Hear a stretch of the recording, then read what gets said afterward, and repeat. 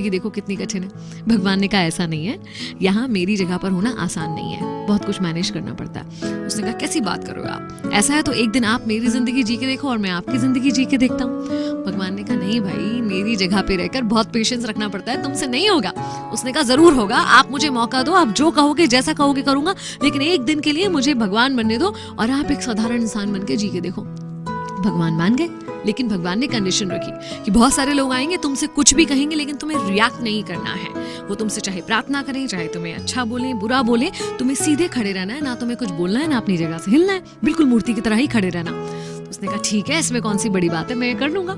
अब बन गया वो सेवक भगवान, और भगवान निकल गए एक दिन की छुट्टी पर। सबसे पहले एक व्यापारी आया मंदिर में, जिसने हाथ जोड़कर प्रार्थना करी कि हे भगवान, एक नई फैक्ट्री लगा रहा हूँ, मुझे खूब धन धान्य देना, मेरे उस फैक्ट्री को खूब तरक्की देना। ऐसा बोलते हुए जैसे ही झुका तो उसका वॉलेट गिर गया, वॉलेट वो वहीं भूल कर चला गया।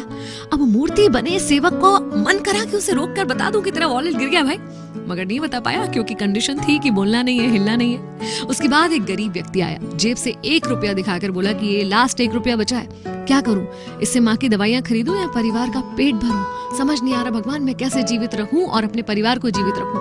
और देखा उसने नीचे तो उसको सामने एक वॉलेट पड़ा हुआ दिख गया। हे भगवान, धन्यवाद, धन्य हो, तुमने तो मेरे सारे संकट दूर कर दिए, पैसों से भरा हुआ ये वॉलेट मुझे दे दिया। इसके मन में आया कि अरे मैंने नहीं दिया, ये चोरी करके जा रहा है, इसे रोक लूं। लेकिन कंडीशन वही थी कि ये बोल नहीं सकता है और हिल नहीं सकता है। तीसरा व्यक्ति एक नाविक वहां पर आया, एक सेलर, जो कि जहाज लेकर 15 दिन के लिए समुद्र में जाने वाला था। प्रार्थना करने आया था अपनी सुरक्षा की, कि वो सुरक्षित सफर से अपने परिवार के पास वापस आ सके। वो प्रार्थना कर ही रहा था कि व्यापारी आ गया पुलिस को लेकर। देखिए देखिए, इसने ही मेरा वॉलेट चुराया है, क्योंकि मेरे बाद मंदिर में यही आया है। पुलिस उसे पकड़ कर ले जा रही थी और अब उस सेवक से बर्दाश्त नहीं हुआ कि इनफ इज इनफ, अब मैं और मूर्ति नहीं बन सकता, अपनी आंखों के सामने इतना गलत होता हुआ नहीं देख सकता। उसने कहा कि ये बिल्कुल गलत है, इसका जो बटुआ है वो उस गरीब व्यक्ति ने चुराया है, मैं भगवान हूँ, मैं बता रहा हूँ। पुलिस ने भगवान की बात तो माननी ही थी, उस गरीब व्यक्ति को पुलिस पकड़ कर ले गई। शाम हुई, जब भगवान आए तो उसने बड़े गर्व से बताया कि मैंने एक अन्याय होने से रोका इस तरह से। भगवान ने कहा हे राम, तूने तो सारा बंटाधार कर दिया, मेरी प्लानिंग का कचरा कर दिया। वो जो धनी व्यक्ति आया था, उसने बहुत कुकर्म करके, काले कर्म करके पैसे को कमाया है। अगर उसका पैसा एक गरीब व्यक्ति के काम आता तो उसके पाप थोड़े कम हो जाते।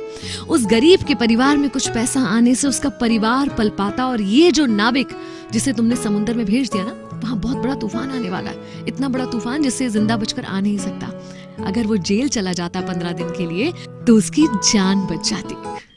तब उस सेवक को एहसास हुआ कि ये सब कुछ तो शायद मैं सोच ही नहीं सकता था, मैं तो क्षणिक जो कुछ हो रहा था वही देख रहा हूँ। और यही हम और आप भी करते हैं, ऊपर वाले की उस लंबी प्लानिंग को समझ नहीं पाते। कुछ क्षणों के लिए जो चीजें हमें लगती हैं कि हमारे साथ गलत हो रही हैं, एक्चुअली उसके पीछे भगवान का कुछ बड़ा अच्छा सा प्लान छुपा होता है। याद रखिए, अगर ये आपकी मर्जी से नहीं हो रहा है ना, तो ये भगवान की मर्जी से हो रहा है, और जो कुछ भगवान की मर्जी से होता है वो बहुत अच्छा होता है।